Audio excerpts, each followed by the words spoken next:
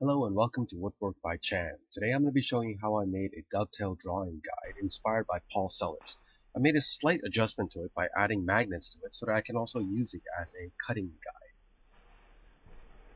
So I started with a piece of oak that was 1 by 6 by 3 feet or 4 feet long. I needed pieces that were 6 inches long and 2 inches wide. So I started by measuring those measurements on my piece, and then once I finished measuring that, I had to take the piece over to the chop saw and cut down the 6-inch block. Then I took the bandsaw and I started slicing it down to 2-inch small pieces. Then again with the bandsaw, I had to rip it down the middle because I wanted pieces that were half an inch thick and not a full inch thick. I now have to measure the angle that I wanted the dovetail guide to be. So this was going to be 6 to 1, so I measured 6 on one side, 1 on the other side, and then I connected 2 dots to give me my 6 to 1 ratio angle. Then I have to go to bandsaw to cut the angle, and then have to go over to the belt sander to clean it up. Next time I'll just use the miter saw to get a nice clean angle to begin with. So now comes the time to glue the pieces together. I have 2 smaller pieces that have a right angle on one side and a dovetail angle on the other. I make sure that the right angle side is perfectly square to my rectangular middle piece. That way I can use it both as a square and a dovetail angle guide. If you notice there, I glued on the wrong side, had to re-glue and then put it all together.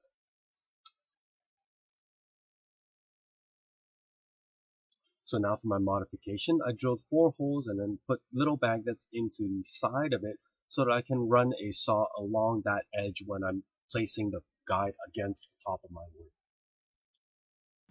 Hopefully all that mumbo jumbo makes more sense as you watch me demonstrate how it's used. So I place the angled guide along the top edge where I'm cutting the dovetail, and then I take my pencil and I mark it along the edge of the rectangle.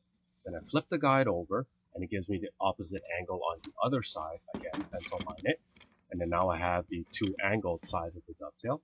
Now I flip over to the right angle side of my guide, and then I slide it right up to the pencil line, and now I can draw a line across the top of the wood, and that gives me the 2 lines that match up.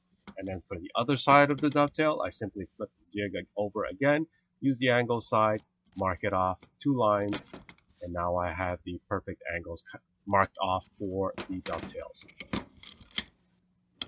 This is where the magnets come in handy, where I can just simply take my saw, push it up against the magnets, and it clicks in place, and I don't have to worry about missing my lines when I'm sawing or going offline in the middle of the saw.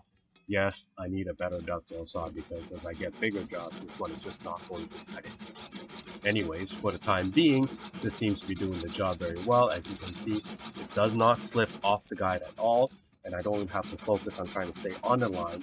It stays on the line by itself as it gently goes all the way through to the bottom of the dovetail. And voila!